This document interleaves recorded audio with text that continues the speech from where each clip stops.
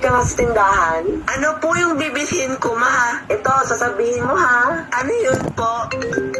Wait lang. Sige, ano pa po? Mari, yung utang mo pala. Sige po. So, kinalimutan mo na ngayon, hunghang ka. Okay. Huwag kang magmaang-maangan. Nakita kita na kasama mo ang asawa ko, Kabeth. Sige po. Wow! Umasta kang para kang mayaman na. Puro ka naman utang sa akin. Okay po, ma. Nasa Jupiter, punta ka dun, asawahin mo na. Ano pa, ma? Wala na? Hindi ba obvious?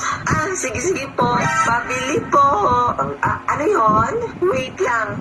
Sige. Mari, yung utang mo pala? Alis kong batang ka. Wala akong utang sa'yo, oy. So, kinalimutan mo na ngayon, hunghang ka. Oy, hindi lang sa pananalita, ha? Huwag kang magmaang-maangan. Nakita kita kasama mo asawa ko. Kabeth. Uy, batang ka, asawa agad. Bata ka pa nga, eh. Wow, umasta kang para kang mayaman, Puro ka naman utang sa akin. Itong batang ka. Nasaan mama mo, hoy? Nasa Jupiter, punta ka doon, asawahin mo na. Nababaliw na itong batang to. Hindi ba obvious? Nak, bumili ka nga